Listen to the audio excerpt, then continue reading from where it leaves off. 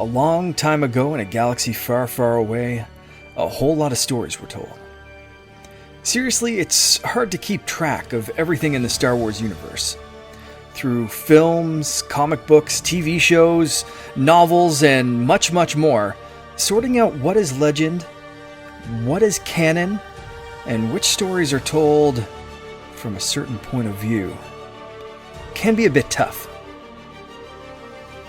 We're here to help you sort through that mess and to stay up to date with what's going on in the galaxy. So sit tight, strap in, grab your favorite co-pilot if you want to, and get ready to make the jump to lightspeed. Ladies, gentlemen, Wookiees of all ages, these are the Holocron Chronicles.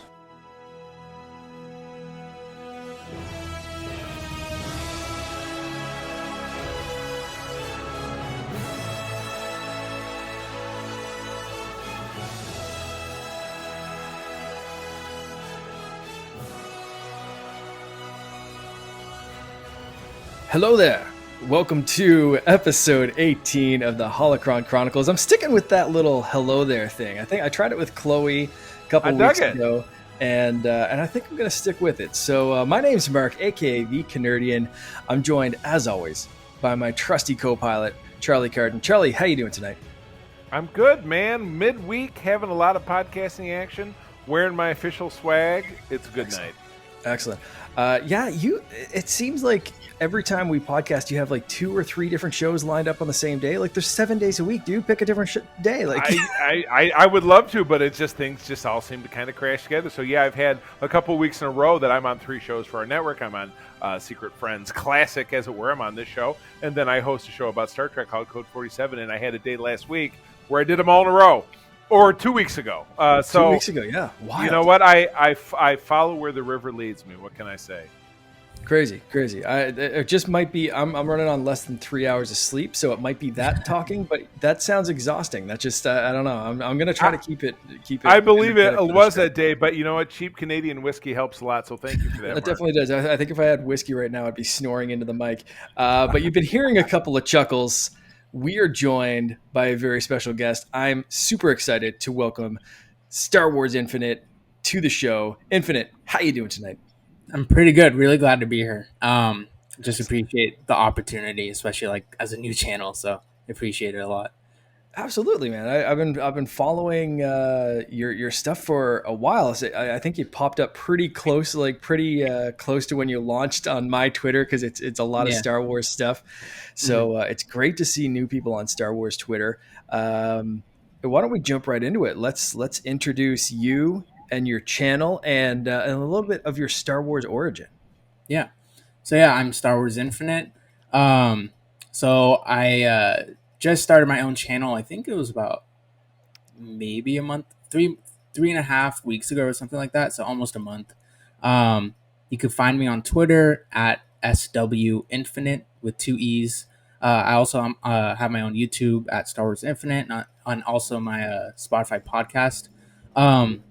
But I guess like my Star Wars origin story is so I just became a fan this March in 2021. So I'm very I'm like a pretty much a Super baby. newbie. Yeah, super newbie. Wow. Yeah, and since then, I'll just say I went on a pretty long binge of a lot of shows: Clone Wars, Mandalorian. I didn't get much sleep because that's really the only time I have to watch these shows. So I would stay up all night to 2 or 3 a.m. just binging. And actually, this March through April was the first time I saw all 9 movies, including Solo and Rogue One, All right, and things like that. So since March, I've just become obsessed with Star Wars. I have my own shirt, Clone Wars shirt here. So, yeah, it's kind of it's been a journey, but I don't know what else to say. I love Star Wars, and so yeah. what did you randomly happen upon something of Star Wars and just start watching? Did you get Disney Plus and say, I've been meaning to check these out for the last 20 years. Maybe Yeah, I should check something. Like Right. what was your starting point? Did you start with yeah, the shows or a movie, or yeah, how did yeah. this all come about? So I actually started with Battlefront 2. Um, Oh, okay. yeah, yeah. So Love Battlefront 2. I've yeah, watched that cut. For me, because I'm not a gamer, I've watched that cutscene movie maybe 2 or 3 times because yeah, it is this great 2.5 hour story that I feel is very yeah, complete. So that is mhm, awesome. I love yeah, that. yeah. No, it's one of the best games I've played. But I started with that because my friend, um, he was just looking for someone else to play with, and he told me it was like, I think it was like $14 on the PlayStation Store at the time. There's been Yeah, some so it was really pretty cheap. intense sales, yeah. Yeah, yeah, for sure. And at the time, I wasn't really into Star Wars, but I was like, I'm looking for a new game to play too. So I downloaded it, and I was playing it, and the first character I chose was Darth Maul. And although I was familiar with Star Wars when I grew up, um, I wasn't really familiar with the prequels, so I didn't know who Maul was or how he looked like. So when I saw him in Battlefront 2, I was like, damn, this guy's really cool. He looks really cool. And then I remember Right. during the game, like all these characters were saying emotes, and like everyone was like kind of talking to each other with these emotes, and I didn't understand it at all. So I was like, yeah, maybe I should just check out Star Wars. Um, so I started with the OTs, and then the prequels, and then and then the sequels, and so yeah, Okay. that's kind of like my starting point.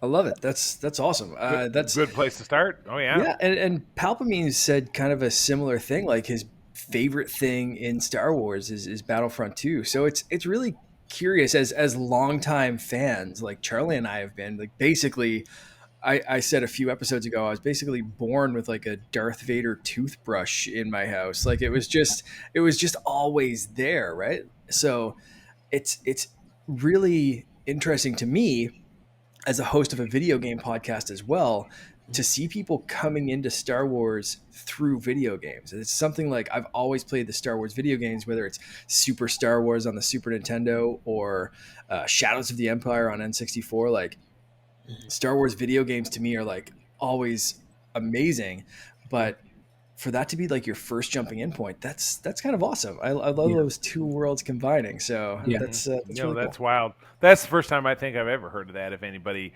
not having the kind of the intimacy, as it were, with Mhm. Star Wars that so many of us of our generation do, but yeah, saying something about a video game that's very uncommon source. So I think that's pretty awesome. yeah, For sure. So, all right, you've gotten in to Star Wars through this video game. You've binged all the movies, all this kind of stuff. You've watched the shows. At what point did you realize like I want to create content about this stuff? Because there's like I think different levels. Most people just kind of watch something and then they kind of let it go. hmm Right now I'm rewatching Ted Lasso.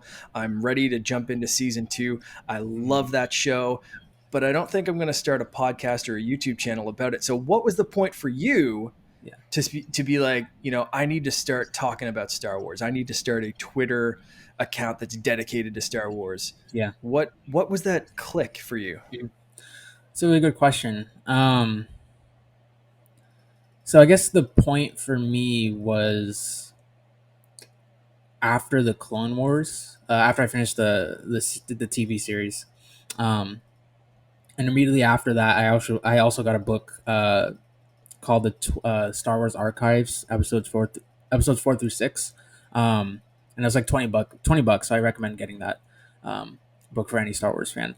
But after the Clone Wars and after reading a bit of that book, um, I was just kind of like, this to me is one of the greatest sagas, and whether it's film and the Clone Wars being a TV show, just one of the greatest pieces of media I've ever witnessed.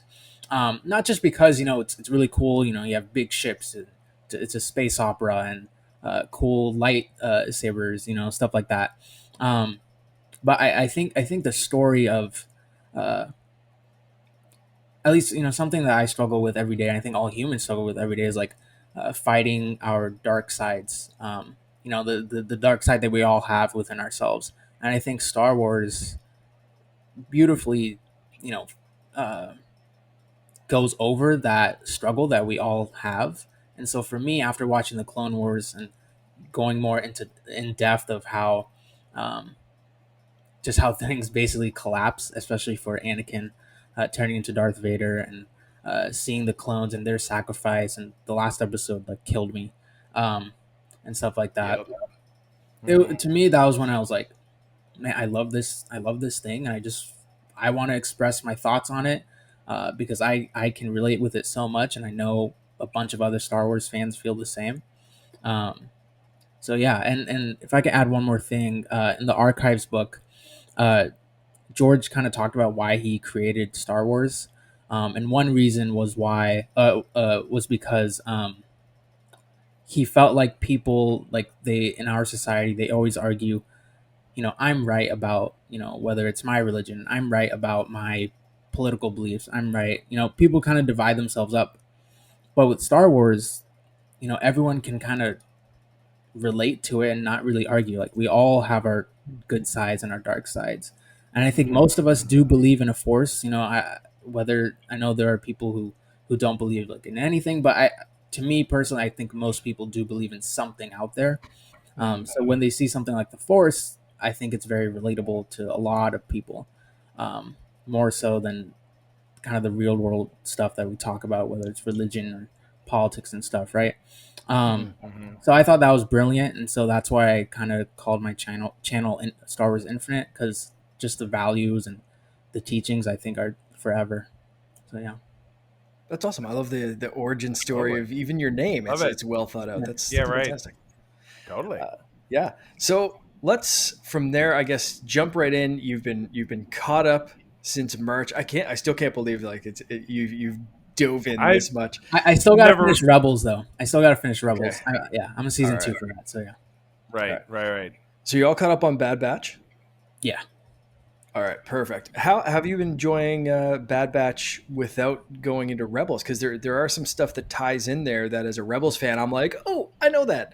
Yeah. Have you been enjoying it so far? Yeah, I'm still enjoying it. So Rebels, I'm only like midway through season two. Um, Okay. although I know many spoilers, like Twilight of the Apprentice and some of the duels that we'll see in the future, but All right. I'm still only in the middle of season two, um, and I'm still enjoying it. Like I've already come across like Gregor and Wolf again in Rebels and stuff like that. Um, Hmm. yeah, there's some parts where I like, what's what, but a lot of stuff does also relate to like the Clone Wars. Um, so Hmm. for me, it hasn't been too burdensome or difficult. Um, it's not like where I don't need to watch it. I need got to finish the other shows. So it's been great so far. Excellent. All right. Well, let's start recapping. We've got episode 13, Infested. Charlie, you want to start Yes, with a little absolutely. recap of this episode? So this jumps back in. The gang is coming off of the two-part saga on Ryloth with a young Hera, and Sham Syndulla, her the family that ties right back into Rebels, which obviously you're right in the middle of, my infinite friend, and they're getting back home and they're finding out that Sid Rhea Perlman has been disposed from her spot by another local ne'er do well who has ties to the famous Pike Syndicate, which we've seen in other portions of Star Wars. What's involved here is that they're going to have to steal some spice in order to find a way to get Sid back in good graces. And to be perfectly honest with you, this episode for me dwindles really quickly into filler territory. This really felt like a bridge to fill something up until we got into what I think in episode 14 is a fairly significant story uh, for the run. So yeah, I didn't. I tell you what, I didn't grab a whole lot out of this. It was a little micro heist story. Didn't really feel like the stakes were super high. So it was not. I would not say it was one of my favorites so far. That's my take. Yep. Infinite. What did you think? Um, I pretty much agree. For me, it wasn't. I don't like to. Well, I don't like to use the word filler too much, but to me, it did seem like filler. Um, it is cool that they brought up the Pike syndicates. At least for me, like whenever I think about the crime syndicates, I think of Maul, um, and what he did with the Crimson Dawn and stuff like that. So I wonder, if they'll plug him back in somehow, and that's why they brought the Pikes into the episode. Um, but who knows? I don't know if that would be this season or if that would be season 2. But um, it was kind of I will say boring episode for me. Like you said, it was kind of there on filler, but um, yeah, I mean, they always have these episodes for a reason. Even if we think that it's a filler, there's something to it. So I'm just not seeing it though right now. That's exactly how I felt. And I think Dave Filoni just last week or the week before just came out with a quote of, "I hate the word filler." Pretty much exactly what you said. There's always something in one of these episodes that ties to something later, and when you're watching it, you can't see the big picture, so you just have to remember. And then later on, you're going to be like, "Oh, that's how that ties in." So whether it's been something like we've talked about, where this stuff maybe ties into the Mandalorian or the Book of Boba Fett, or it ties into season 2 of Bad Batch, or whatever it is. It could even tie into a few episodes from now. That I have faith that this is going somewhere, but I don't quite know where it is going. And it was just kind of one of those episodes where you're like, oh, I hope this stuff pays off, because right now it's just kind of yeah, like you said, I don't want to say filler, but it felt fillery Yeah. without that larger context. So hey, we'll see how this pays off later. But Charlie, you mentioned the next episode was a lot better. Why don't you give us a Yeah, breakdown of that one? absolutely. So episode 14 is called War Mantle, and you're starting to get a little deeper dive into what is happening in the greater galaxy as a whole, outside of our little 5-pack plus a kid running around. Is that the Empire is starting to transition away from the clones. From the Camino and kind of their production of the clones, and how that all factors in. Because our gang gets a call from Rex noting that a friend of his, CC 5576 Gregor, which ties again right back to Rebels. And it's funny, I know Rebels, I know Gregor more as a character from Rebels than I do from the Clone Wars. It's like I can't even necessarily place a storyline within the Clone Wars that I can think of Gregor being a part of. But that's not important. But at any rate, Gregor is what was attempting to break out of an Imperial training facility, and he failed. He was obviously able to get get a call out. He is at a facility called War Mantle, which I didn't. It sounded familiar, but I didn't peg it until it says right here in this article that is a code name mentioned in Rogue One when Jyn is going through the different coded projects, trying to find. Was it? Oh my God, what the hell was her name? Stardust. Stardust was the name of the Death Star plans that they finally turned up. So, so basically he's stuck at this facility. He needs to be rescued. And so Rex sends them in to do exactly that. So they do, of course, get him out. But in doing so, obviously, they discover that the Empire is tilting more towards a human, basically military force. So you're seeing the overall look of everything tilting more towards a stormtrooper-ish kind of look, as opposed to from a clone look. But really, the same. It's different, but really kind of the same. But still, you're getting a little bit more vibe that things are tilted in that direction. So again, it's the same thing. And it says it right here. The structure feels redundant. The squad encounters a problem. Hunter is reluctant to get involved, but Omega convinces him. The squad goes on an adventure. Omega saves one of them, and then so on and so forth. But at the end of this, we at the very least get a little bit of excitement in a cliffhanger where Hunter is not able to escape. He's captured, and then you see, and I just rewatched this again this afternoon, he is then confronted by Crosshair, who is, of course, the member of their band who did not defect and go out on their own at the beginning of the series. So you're dealing kind of with that, and you're also dealing with it back on Camino. The Empire is starting to kind of squeeze down on the operation and shut it down altogether. So things are going through some serious transition time.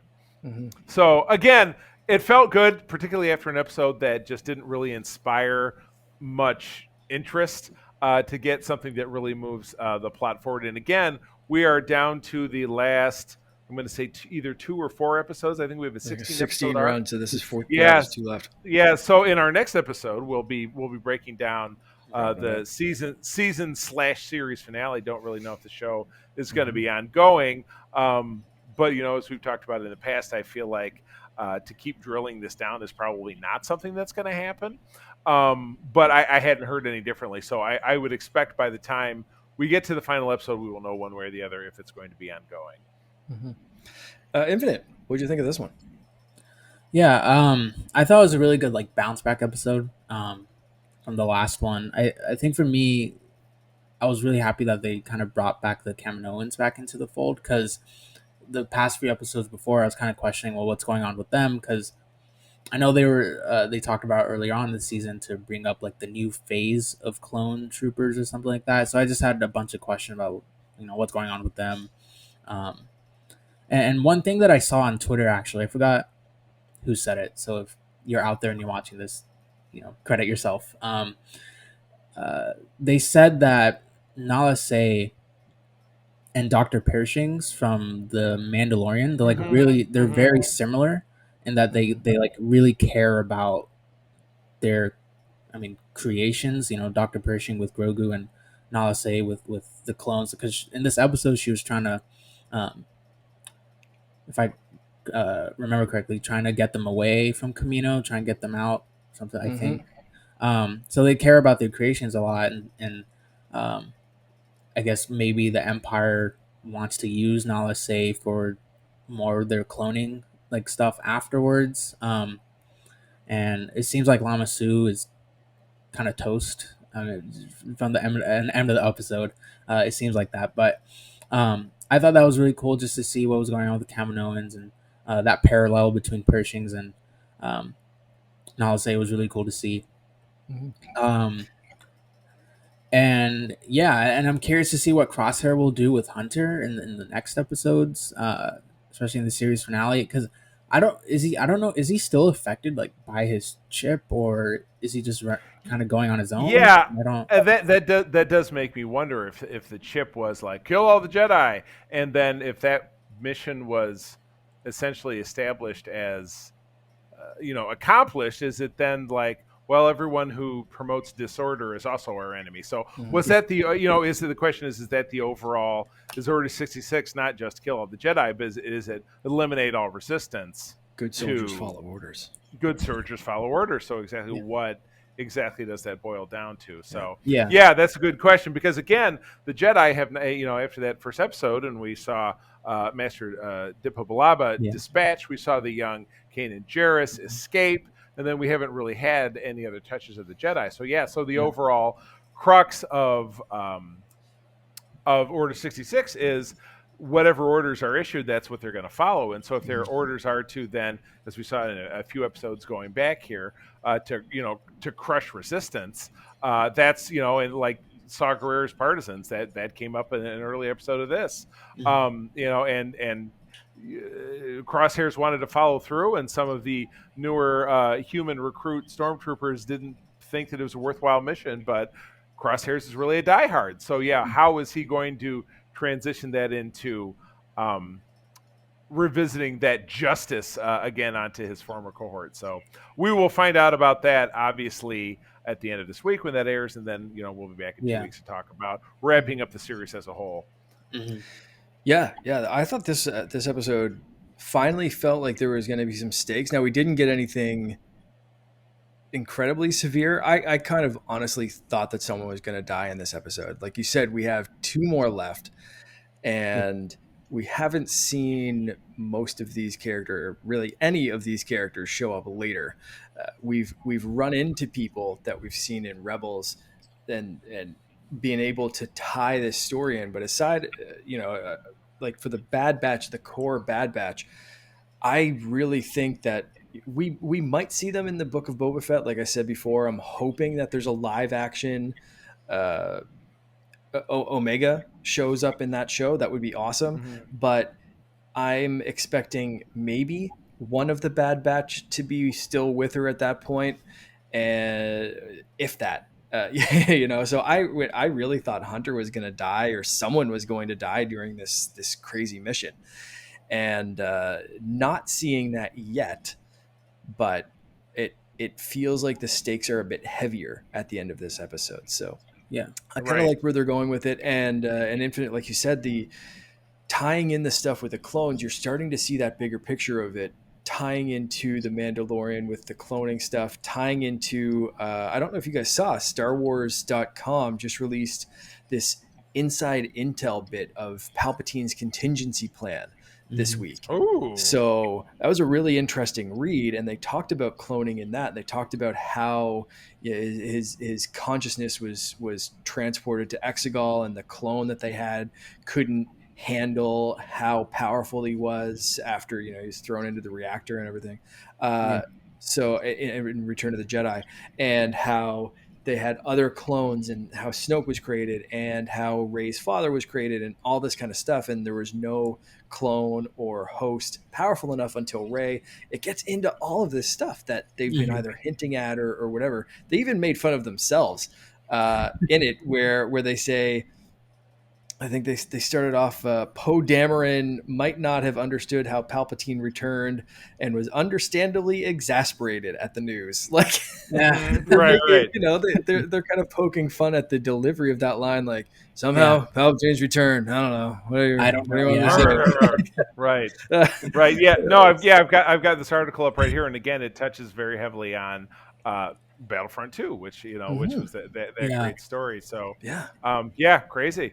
Yeah, really, really great article. But Mhm. you're starting to see again all of this stuff tie into the broader Star Wars universe, with cloning, and with the rebels, and the transition from clone troopers to military, and how that happened. And that's been a really interesting development, because we know by episode 4 most of the clones are gone out of the army. There's still some around, Right. but they're intermingled between stormtroopers. And Yeah. to me, it's been interesting to see this whole time how much the chips are affecting different clones.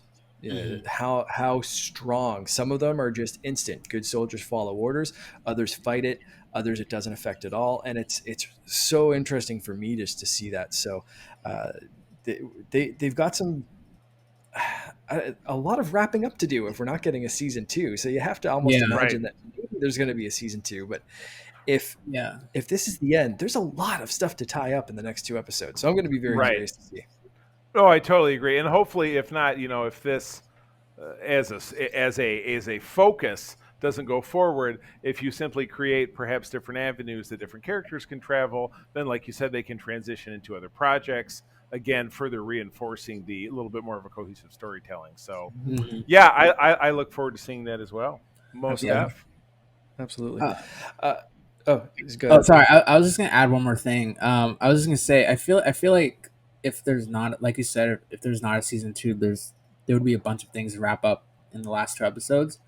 Um, and to me, I don't know if you guys watched Game of Thrones, all 8 seasons, but uh, they rushed the last season, at least in my opinion. Right. Um, Mm-hmm. True.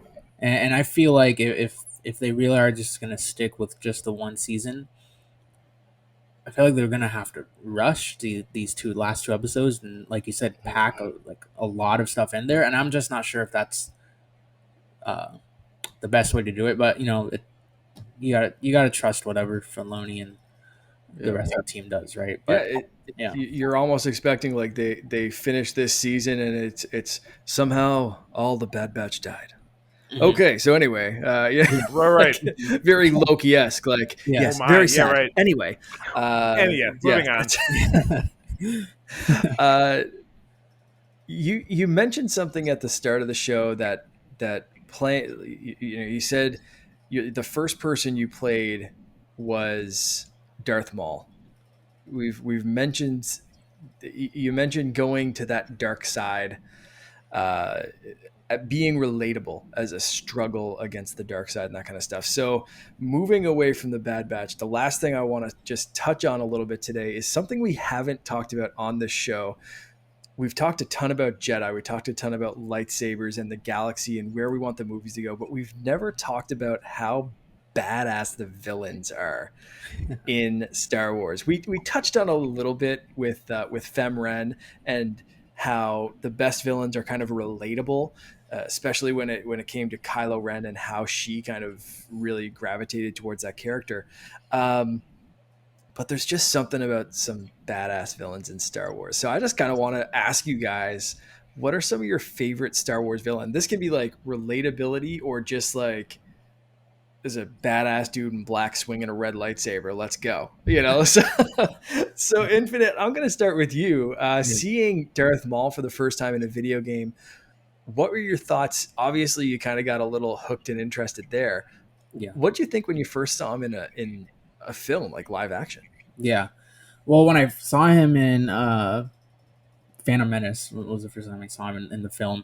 Um, I just loved his lightsaber, like his dueling style, and he was fighting both Obi-Wan and Qui-Gon at the same time. So you have one of the greatest Jedi masters, and then you also have just someone who will become one of the greatest Jedi masters, right? And he was dueling them both using his crazy acrobatics and um, especially coming from because right before that I watched the original trilogies, right? And so the dueling in that it was a lot more basic, two hands on the lightsaber hilt. It was still fun to watch, right? But seeing that in the Phantom Menace, the acrobatics and stuff like that. Um, but I think it was Ray Park who played him, right? Yep. Correct me if I'm wrong. Yeah, that was just really cool. And so that, and then obviously in Battlefront 2, he does that little spin move that's like really hard to control. Like my eyes get like all blurry when I do that. I still love using him. But like I just got so like caught up into just how he fought and also like his robes, um, his apprentice robes, and um, also how he looked in the Clone Wars by the end of season 7, and the hallway scene. Oh, yep. Yeah, it's just So iconic. awesome.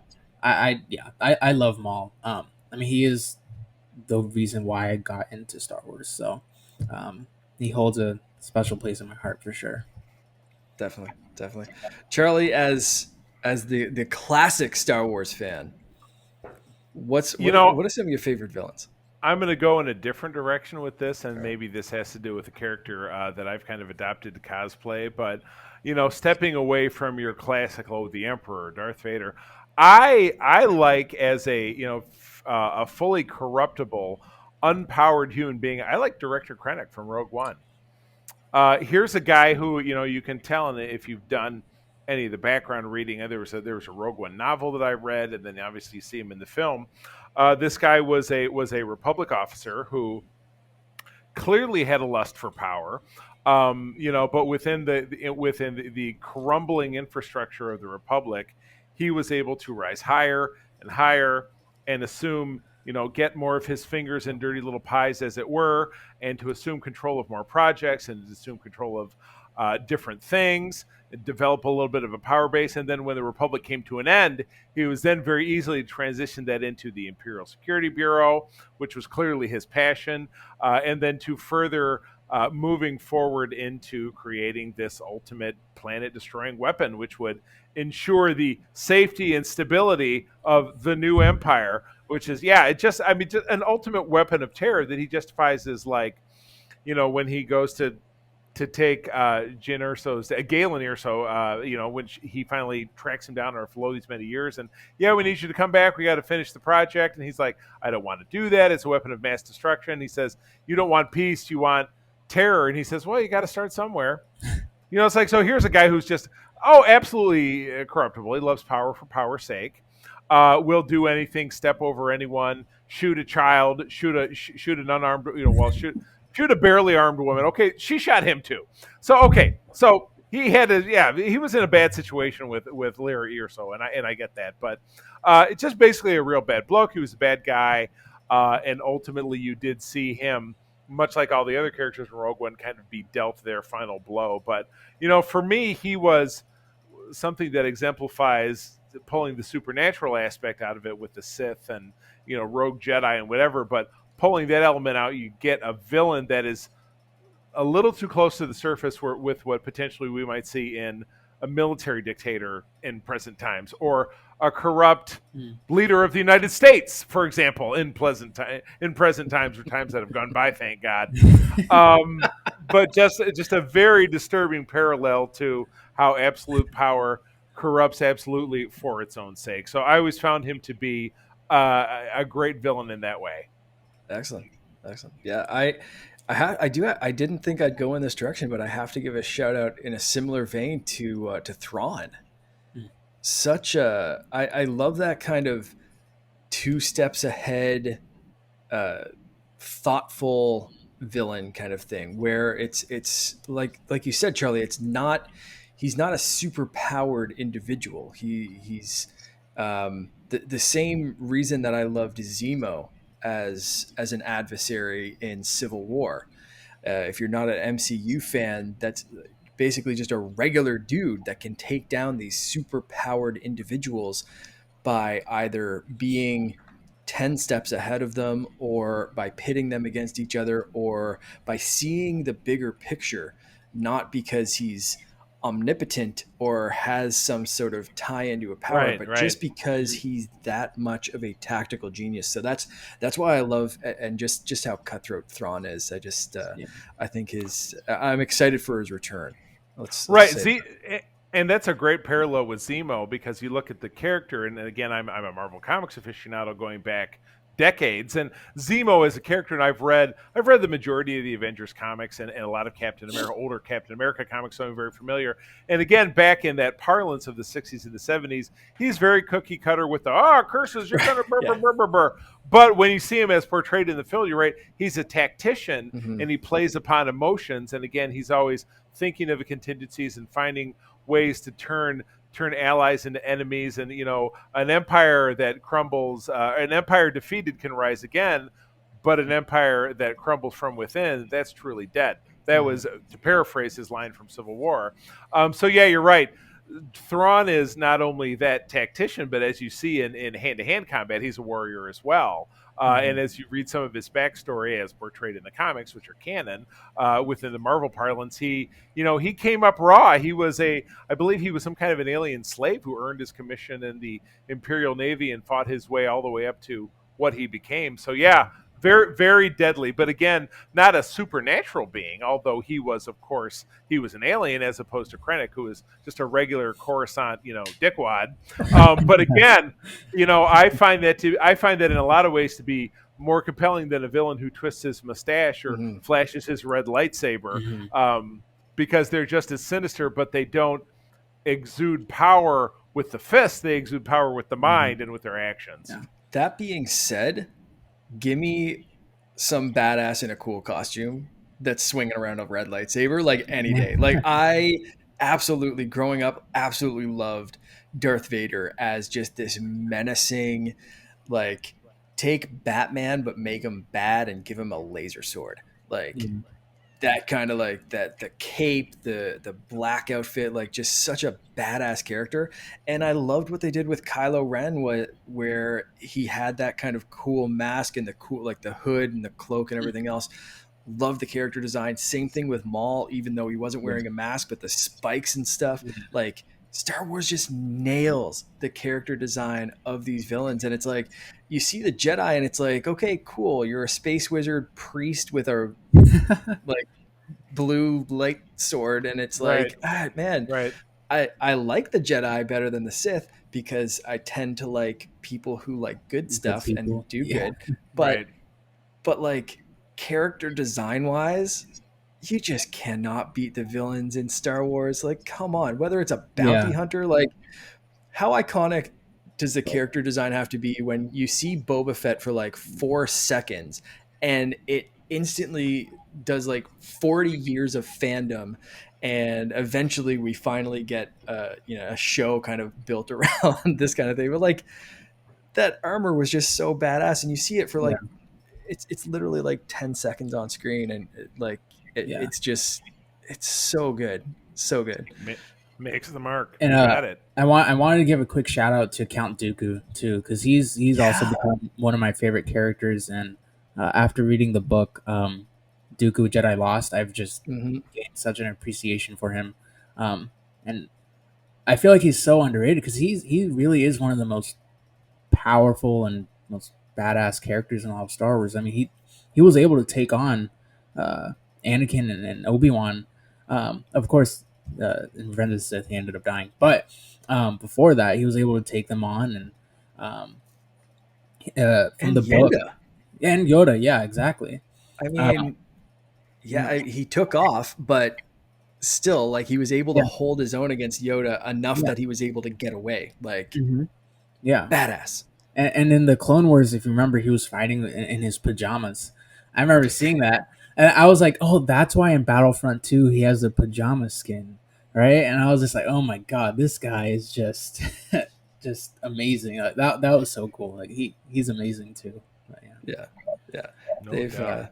they've definitely nailed some of, like, like I said, the iconic villain kind of thing. So to you guys, I think maybe we'll start wrapping up. What makes an iconic villain iconic? Is it like the design, or is it the relatability? What's the one kind of thing that you guys look for in an iconic villain? You know, I Info. would for sure. Yeah, I'm sorry. Joe. Go ahead, please. No, no, go ahead. Okay. Um, that's a really good question. I as much as I love Darth Maul, um, I really appreciate like relatability. So characters like Count Dooku, I mean, and also Vader,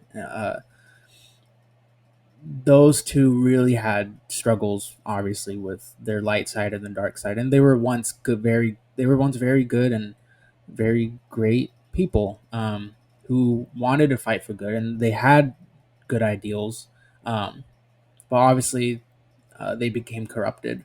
Um, I'm not saying I look up to them because I don't.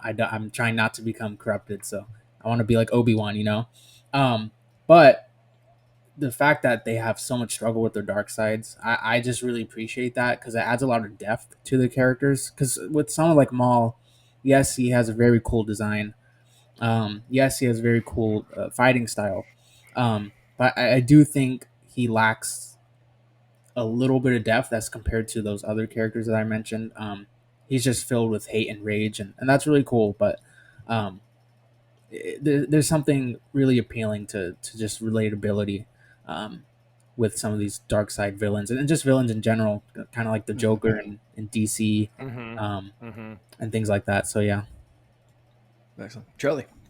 True. You know, in a lot of ways, some similarities. You know, we talk about Thrawn, we talk about Director Krennic, and those who, you know, in the case of Thrawn, it was, you know, he came from nothing.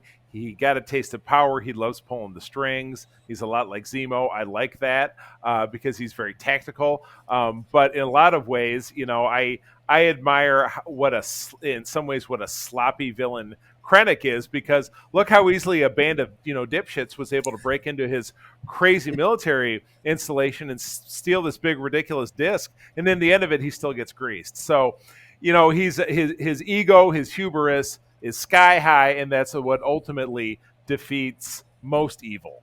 You know, so that's when you really see things kind of come full circle. So I admire the lust for power, but I also admire the human aspect of always underestimating your nemesis. So I like that. That's the design I like. That's the relatability part, because that's how we see villainy in real life. Yeah. Just reminds me of the Incredibles. You almost caught me monologuing. If any other Disney fans or Pixar fans listening, that's it. And it was such a trope that, like, it's either monologuing or hubris or whatever, that they just don't see the hero coming to save the day because they're so caught up in their own thing. For me, I completely agree with the relatability kind of aspect, and I think that makes for a much more interesting villain. Um, but I can also just appreciate, like, a one-dimensional villain at times, that, as long as, again, and I'll go back to the character design, as long as that person or thing is so imposing that as soon as you see it on screen, you go, oh shit. Things are about to get bad. And to me, there's nobody better at that than Darth Vader. You see his lightsaber light up in a hallway, and you know some people are about to get yeeted to the afterlife. Like, it is just bad news. And watching in the prequels, watching Anakin turn to that bad side, even without the imposing armor. I thought Hayden Christensen did a great job of channeling that anger, and you realize that even without the armor, Darth Vader's still that imposing badass. And for me, you just like it's the presence.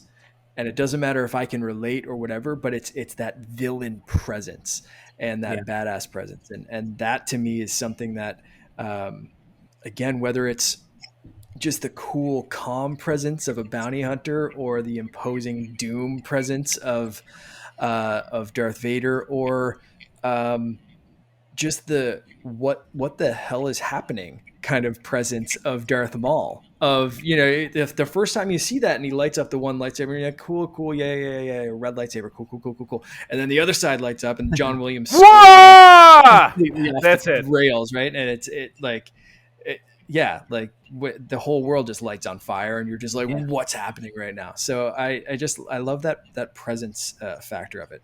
So this is a fun topic, man. We might have to revisit this, Jelly. I know, I hear you. Most and stuff, yeah. Infinite, if you would like to come back and revisit this or any other topic, you I'd are love more than to. welcome. This has Yeah. been a You blast. got that right. Yeah, good times. You Yeah. got that it. was awesome. Let's wrap up again. Just remind people where they can find you, and once again, just thank you so much for coming on and joining us. Yeah, no. Well, I want to thank you guys again for putting me on here. It means a lot, especially like I said, as a new channel. But yeah, you can find me on Twitter at SW Infinite with 2 E's, and then at Star Wars Infinite for Spotify podcasts and YouTube. I try to post a couple times each week on my YouTube and Spotify. So yeah. Excellent. Yeah, give Awesome. them a follow. Yeah. The links will be in the show notes if you didn't get that. So make sure you follow, and we'll be posting stuff through our Twitter as well. And Charlie, do you wanna tell people about where they can find us? I will, and then hopefully, you'll be hearing an automated voice giving this information next time. But for right now, I'm gonna say, as always, friends, thank you for joining us. We are a part of the Secret Friends Unite podcasting network. You are listening to, of course, the Holocron Chronicles bi-weekly, talking about Star Wars. The co-op mode is on the opposite week, talking about video games. Code 47 comes out every Monday, talking about Star Trek. That is myself and my partners, Rich and Aaron. And every Friday since 2014, the original recipe, Secret Friends Unite podcast, Hot Extra, and myself, your original guide to the geek side. All of our podcasts can be found over on our brand spanking new website, secretfriendsunite.com. Home to all of those, home to a lot of great original content as well. All of our podcasts are, of course, available on the podcasting hosting service of your choice, whether that be the Apple Podcast, whether that be Stitcher, whether that be Audible, whether that be the Google Play Store, etc. Spotify. Jump on there. Yeah, Spotify, thank you. Jump on there, give us a rating, give us a commentary, and we will talk about that on the show. You can find us over on Twitter at SecretFriendsU. Drop us a line, something you're enjoying on any topic, and we will talk about that on the show where it fits the bill. Of course, we have a great store over on TeePublic. By the time you listen to this, there actually will be a great sale going on. You can get yourself a wonderful t-shirt just like this. You can get this same logo plus all of our other swag on t-shirts, hoodies, sweatshirts, tank tops, magnets, stickers. It's all there. All those proceeds do actually go back to supporting the program and our efforts to bring you great stuff. So one last time, thank you for joining us. I'm going to tell you, as always, that sharing is caring, and to keep on trucking. May the force be with you. Rex, play us out.